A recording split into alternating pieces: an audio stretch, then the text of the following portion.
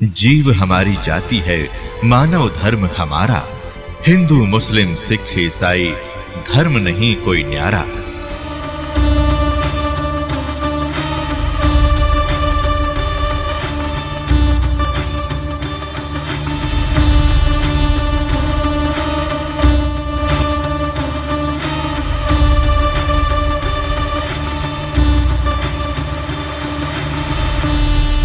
एक परमात्मा की पूजा करने के लिए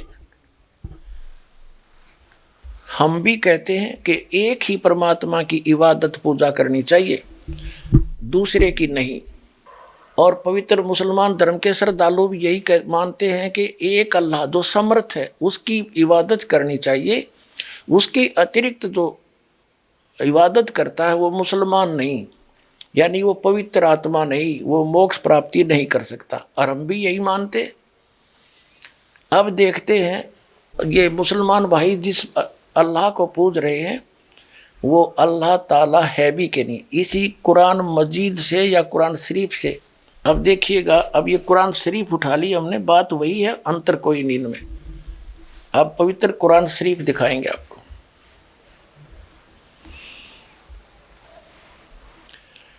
ये है मुतरजम बरहीसी, ये है शास्त्रीय अरबी पद्धति पर नागरी लिपि में। रूपांतरकार हैं नंद कुमार अवस्थी।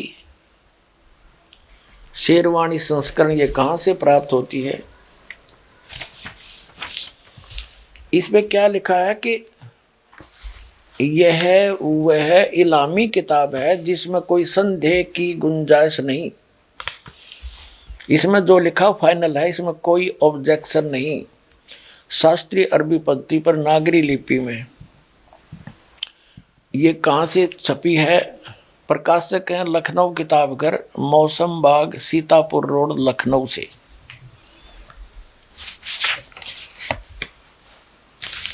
यहाँ देखिएगा, ये 17वां संस्करण है 2008 ईस्वी में। और पृष्ठ संख्या है 1024। मुद्रक हैं गास्पेल प्रेस लखनऊ, गास्पेल।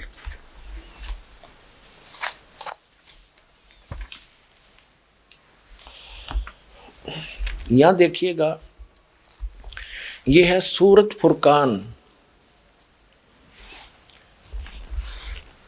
सूरत ये है कुरान शरीफ ये है सूरत फुरकान 25 और इसके पृष्ठ नंबर 604 पर। हम नीचे से पढ़ेंगे 52 नंबर आयत से।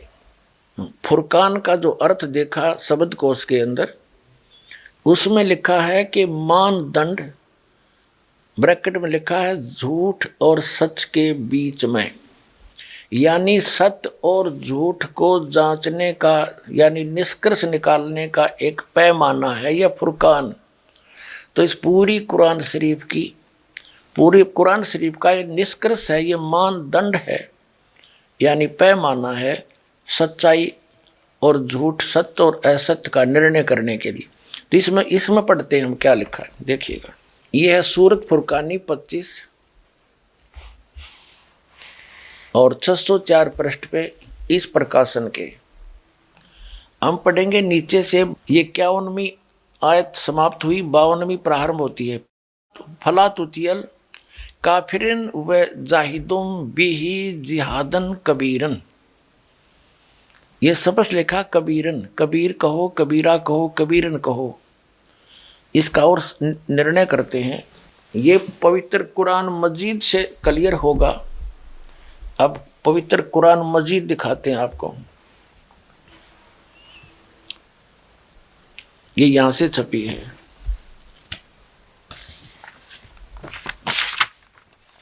ये भी पहले भी दिखाई थी आपको, ये वही है। ये यहां से इसका पूरी जानकारी है, कहाँ से छपी है, कौन इसका अनुवाद करता है। और अब इसके हम आते हैं, ये वही सूरत फुरकान 25 और कुरान मजीद 576 पृष्ठ पे इस प्रकाशन के। हम यहीं आते हैं नीचे, ये है 51वीं आयत समाप्त हुई। इसमें पंक्ति भी नहीं बदली है, अक्षर भी, सिर्फ लिखने मंत्र थोड़ा किया। फला तुतियल काफिरन न जाहिदुम बिही जिहादन कबीरा। कबीर कहो, कबीरा कहो, कबीरन कहो, खबीरा कहो, खबीरन कहो। तो इसमें स्पष्ट है ये कबीरा, और इसका यहाँ अनुवाद किया है इसके साथ में। ये 52वीं आयत का अनुवाद चला है। तो तुम काफरों का कहा न मानो, उनसे इस कुरान के हुक्म के मुताबिक बड़े जोर से लड़ो। अब उन कबीर का अर्थ बड़ा कर दिया। अब हम फिर कुरान शरीफ को लेते हैं। ये पवित्र कुरान शरीफ है, यहाँ से देखिएगा। उसमें से हमने ये निर्णय करना था कबीर और कबीरा और कबीरन। ये कुरान शरीफ फिर ले ली हमने, सूरत फुरकानी 25 और 604 पृष्ठ पर हम आगे नीचे आएंगे। ये 52 नंबर आयत है, 51 यहाँ समाप्त हुआ, 52 प्रारंभ हुआ। फला तुतियल काफिरन व जिहादुम बिही जिहादन कबीरन। इसका अनुवाद बिल्कुल सामने किया है। ये अनुवाद करता भी मुसलमान भाई है कोई। तो ए पैगंबर, ये कुरान शरीफ का ज्ञान दाता बोल रहा है। तो ए पैगंबर, तुम काफिरों का कहा न मानना और इस कुरान की दलीलों से उनका सामना बड़े जोर से करो। अब देखो, जिहाद का अर्थ लड़ाई नहीं है, ये अनुवाद बिल्कुल सही किया इसने। उनका सामना करो बड़े जोर के साथ, संघर्ष करो, उनकी बातों में मत आना। अब इसका कहने का तात्पर्य ये है इस कुरान शरीफ की इस आयत का कि कुरान शरीफ का ज्ञान दाता हजरत मोहम्मद जी को संदेश भेज रहा है जिब्रील देवता के माध्यम से या कोई अन्य तरीके से, एज इट इज। वो कह रहा है कि इन काफिरों की बातों में मत आना। ये काफिर तो अल्लाह के अतिरिक्त ऐसों की पूजा करते हैं जो उनको ना हानि कर सकते हैं ना लाभ दे सकते हैं। और वो ना मानने कि ये उस कबीर नामक अल्लाह यानी बड़े भगवान, ये बड़ा कहते हैं, हम बड़ा ही मान कर चलते हैं आज, उस बड़े भगवान की यानी पूर्ण परमात्मा की भक्ति ये काफिर नहीं करते। तो आप इनकी बातों में मत आना, सीधी सी बात है। ये आपकी नहीं माने तो आप उनकी बातों में आकर उनके साथ ना हो जाना, उसके लिए संघर्ष करना, चाहे कितना कष्ट उठाना पड़ो। तो वही हजरत मोहम्मद जी ने किया है, इसका अर्थ ये। अब हम देखते हैं अब क्या बताया है, देखिएगा।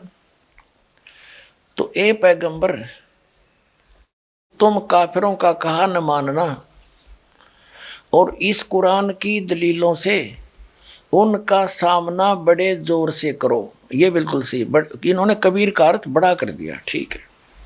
कुरान शरीफ का ज्ञान दाता ये भी स्पष्ट कर रहा है कि ये कबीर जो अल्लाह है, अल्लाह कबीर है, ये वही है जिसने 6 दिन में सृष्टि रची और 7वें दिन तख्त पर जा बैठा, जा विराजा। इससे ये सिद्ध होगा आपके समक्ष कि कुरान शरीफ का ज्ञान दाता अपने से अन्य कोई बड़े परमात्मा की महिमा सुना रहा है हजरत मोहम्मद को। इससे ये सिद्ध हो जाएगा कि कुरान शरीफ का ज्ञान दाता अल्लाह अकबर नहीं है। अब देखना, अब हम 607 पृष्ठ पर पढ़ रहे हैं, सूरत फुरकान 25 आयत नंबर 52 हमने पहले पढ़ ली। अब 53 पढ़ते हैं। और वही है जिसने 2 दरियाओं को मिला चलाया, एक का पानी मीठा प्यास बुझाने वाला और एक का खारी कड़वा, और दोनों में एक आड़ और मजबूत रोक बना दी। 53 पढ़ लिया। अब 54 पढ़ेंगे। और वही है जिसने पानी की बूंद से आदमी को पैदा किया, फिर उसको साहिबे नसीब यानी किसी का बेटा या बेटी और ससुराल वाला यानी किसी का दामाद बहू बनाया। और तुम्हारा परवरदिगार हर चीज करने पर शक्तिमान है। और 55 आयत पढ़ेंगे। और काफिर अल्लाह के सिवा ऐसों को पूजते हैं जो न उनको नफ़ा पहुंचा सकते हैं और न उनको नुकसान पहुंचा सकते हैं। और काफिर तो अपने परवरदिगार से पीठ दिए हुए हैं, मुंह मोड़े हैं। और ए पैगंबर, हमने तुमको खुशखबरी सुनाने, सिर्फ अजाब से डराने के लिए भेजा है। इन लोगों से कहो कि मैं तुमसे इस अल्लाह के हुक्म पर कुछ मजदूरी नहीं मांगता। हाँ, जो चाहे अपने परवरदिगार तक पहुँचने की राह इख्तियार कर ले। और ए पैगंबर, उस जिंदा पर भरोसा रखो। ये चैतन्य अर्थ गलत किया है। इसका वास्तविकता क्या है कि पूर्ण परमात्मा अल्लाह अकबर जिंदा महात्मा का रूप बनाकर आए थे और हजरत मोहम्मद जी को मिले थे। यहाँ वो स्पष्ट कह रहे हैं कि उस जिंदा पर भरोसा रख जो तुझे जिंदा महात्मा के रूप में आकर मिले थे और ऊपर लेकर गए थे, फिर वापस छोड़ा था। 2 प्रकार से ऊपर गए थे हजरत मोहम्मद, एक प्रकार का मुसलमान भाइयों को ज्ञान नहीं। अब यही पढ़ते हैं, पहले इससे कंसेप्ट क्लियर करते हैं। और उस जिंदा पर अब हम 58वीं आयत पढ़ रहे हैं, 57वीं पढ़ ली। ए पैगंबर, उस जिंदा पर भरोसा रखो जो कभी मरने वाला नहीं है, अर्थात वो अविनाशी है। और तारीफ के साथ उसकी पाकी बयान करते रहो और अपने बंदों के गुनाहों से वह काफ़ी खबरदार है, यानी उनकी सब गुनाहों को माफ़ कर सकता है, वो समर्थ है। अब 59वीं आयत है, ये 58वीं समाप्त हुई। और जिसने आसमान और ज़मीन और जो कुछ उनके बीच में है सबको 6 दिन में पैदा किया और फिर तख्त पर जा बिराजा, वह अल्लाह बड़ा। ओह, इन्होंने कबीर का अर्थ बड़ा कर दिया।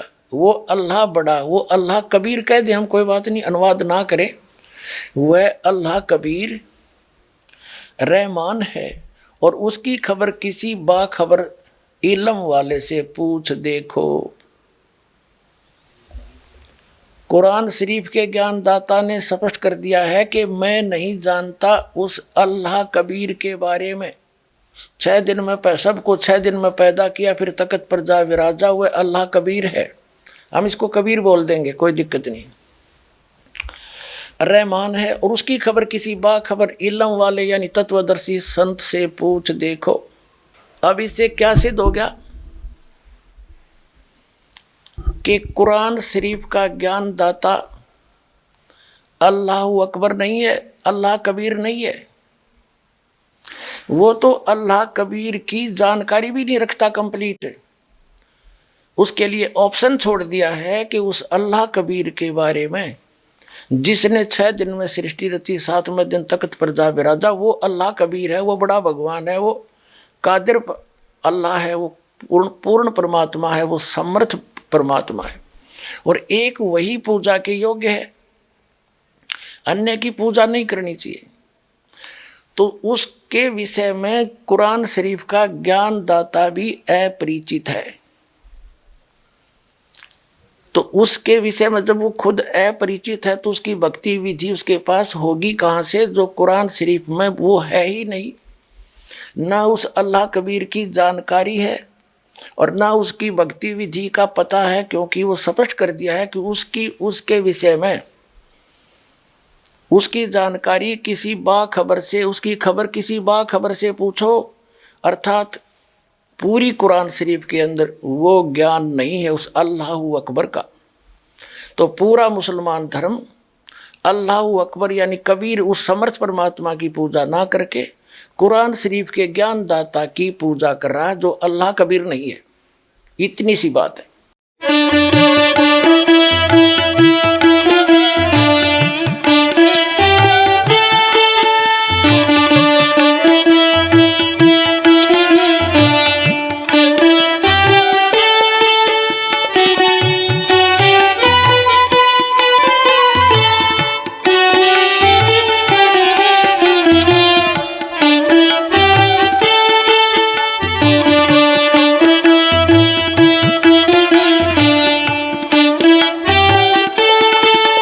है।